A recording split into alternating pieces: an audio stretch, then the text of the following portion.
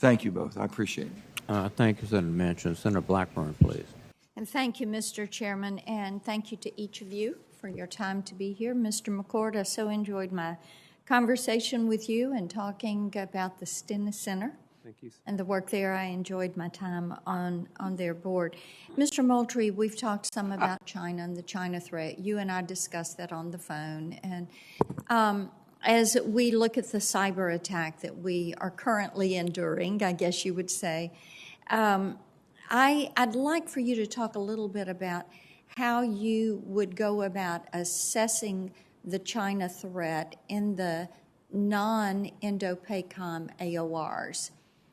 Because we know this is global. You and I discussed Djibouti and the Horn of Africa and the way China is trying to play there. So for the record, just a little bit about how you would handle that assessment in that non-Indo-PACOM area. Yes, Senator, the Chinese ambitions, as we discussed, are global, and they are using economic coercion and these initiatives, the Road and Belt Initiative and other financial inducements, if I can call them that lure countries in. They use vaccine diplomacy and a number of other things to spread their influence. In terms of truly understanding how we ought to approach it, I think it's important. It's part academic, understanding the long-term goal of the Chinese. I've always said they play a long-term game in society that's several thousand years old. They don't look at things necessarily the way that we do. Right, the 100-year marathon. Yeah, exactly. That's exactly right. So you would assess it more on a long term. I think that their ambitions are long-term ambitions. I appreciate that. Let me ask you this. As we look at what transpired with the cyber attack, and we have a lot of small and mid-sized businesses that are contractors. So as you work with them, what would be your advice, and how would we share information with them to protect themselves from attack as they are contracting with our U.S. military? Yes, Senator, I think you're hitting upon a key point here. The Defense Industrial Base is particularly under attack by nation states and hacktivists and others. My understanding is that the Intelligence and Security Organization has programs that enable it to go out and work with thousands of contractors to provide them with the standards that they need and provide them with the oversight that they need to protect themselves.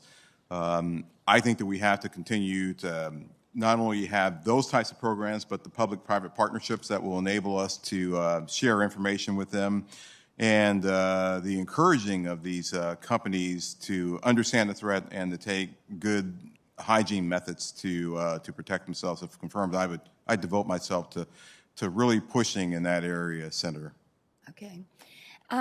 Mr. McCord, part of this would come to you in working with some of our suppliers and in the work that you would do in the comptroller's office. There is a lot of technology that could be utilized within DOD and that structure to achieve efficiencies and to build out securities. But that means we've got to go outside of DOD to do this. So I would like for you, for the record, just to comment a little bit on achieving those efficiencies. And as you and I talked, I know we've talked a lot about the audit today, but the way we do purchasing and acquisitions is so broken. Having so many P cards through the system, whether it's DOD or the VA, this leads to inefficiencies. So if you will just touch on this risk tolerance for utilizing new technologies and reforming the way we handle purchasing and acquisitions. Senator, thank you. Yes, the department, can you hear me? Yeah, go ahead.